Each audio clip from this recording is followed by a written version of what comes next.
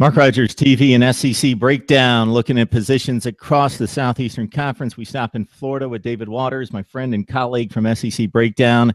Got to join us there on Twitter and Facebook, SEC Breakdown. Dave, let's look at the running back position. Jim McElwain, known for throwing and developing the passing game, but you got to complement that with a strong running game. Florida not necessarily had the greatest running game because of a porous offensive line there in 2015. Kelvin Taylor gone. Your thoughts about Jordan Scarlett, Jordan Cronkite coming back here in 2016? Well, Mark, you mentioned Jim McElwain, known for his quarterbacks and developing quarterbacks. But if you go back to his time at Alabama, you can look at Mark Ingram, Trent Richardson, and that stable of backs Alabama's had. It looks like Jim McElwain is getting at least that type of back. We got to see if they can produce on the field. But Jordan Cronkrite, as you mentioned, came out as a spring he emerged as a likely starter. As he got a majority of the first team reps in practice and in the spring game. But then Mark Thompson comes in, the junior college transfer, and he offers the big physical size that we've known Jim McElwain to like from his running backs. 6'2", 242. That size, has been compared to Derrick Henry. But now we have to see if that size can translate to on the field production. But the big thing with him is he struggled a little bit with fumbling. It took him a little while to get adjusted to the SEC speed that the Florida defense was bringing to him. And it took him a while to get adjusted, speed-wise, fumbling-wise, physicality-wise. That's what the big thing. He mentioned that, it took him about a week to get adjusted when he came in for spring practice. So it's going to be, neat to see how he makes that transition from the junior college ranks to the SEC. And the wild card is Jordan Scarlett. I thought last year he would make a bigger impact as a freshman than he did. He only had the one really big game against Georgia.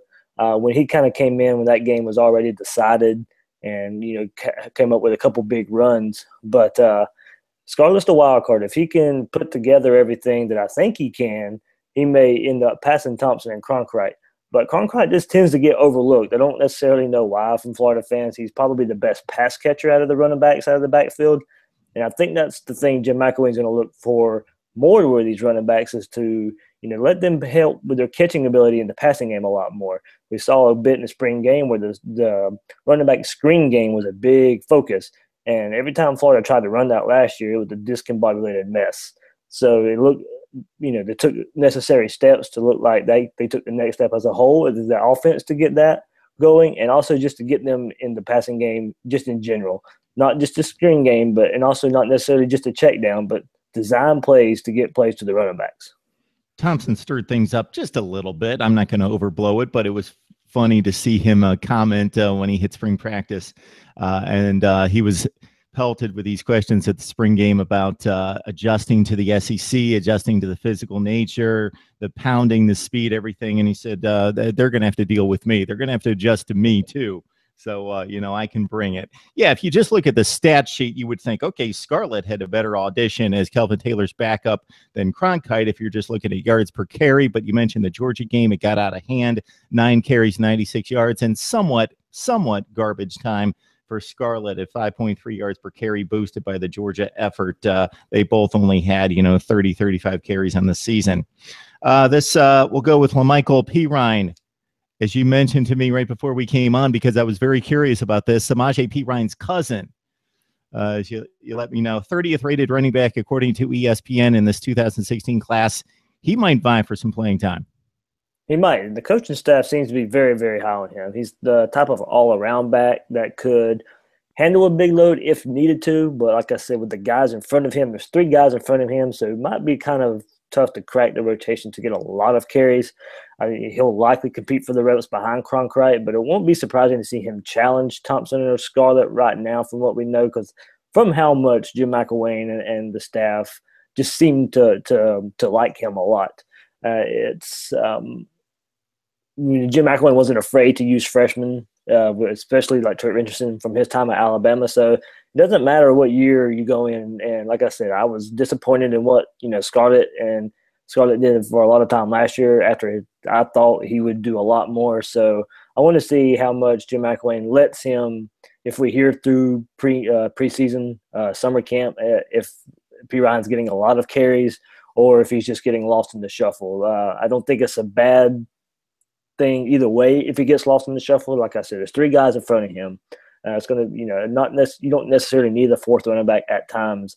But maybe in the SEC, you do. If one of these guys gets dinged up, if Thompson doesn't necessarily make the transition from JUCO to SEC play, and if Scarlett doesn't, turn it around from what I thought was a disappointing freshman season, maybe Perrine does come in and turn some heads. But I thought, like I said before, it's going to be interesting to see how if he's a good catchable running back out of the backfield, can he catch the ball? Because I do think, I'll keep mentioning again, I do think that's an integral part in McElwain taking the next step of this offense, is letting these running backs be a playmaker as a receiver as well. Dave, as you know, if you survey the best running attacks in the SEC and really around college football, if you look at the top 2 backs, they're averaging usually a 5.5 yards per carry. Kelvin Taylor at 4 flat last year, Cronkite at 3.6. We noticed that Scarlet is boosted by the Georgia game. And they're not going to get the production out of the quarterback position, most likely in the running game, like they did with Treon Harris. So this running attack is critical to repeating as division champs.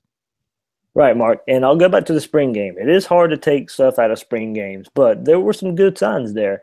The offensive line, which is probably the biggest part in this, because yes, Kelvin Taylor was a 1,000-yard back last year, and you know what? That was probably a lot of him, because that offensive line did not help him at all last year. So if the offensive line can gel and gel pretty quickly, and these running backs do take the next step, this is something that really can help. Whoever the quarterback is going to be, more than likely Del Rio. But if we want to see this offense take the next step, being what Jim McElwain wants and being what could kind of close to what he had at Alabama, that running game is going to have to work. It's going to open up the offense. It's going to open up the play action. It's going to get those receivers open.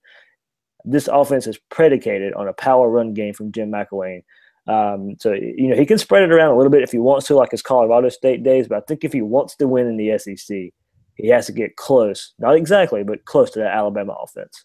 Join us on SEC Breakdown on Twitter and also on Facebook. We release fresh content every day and usually multiple times a day. We've got positional breakdowns across the conference.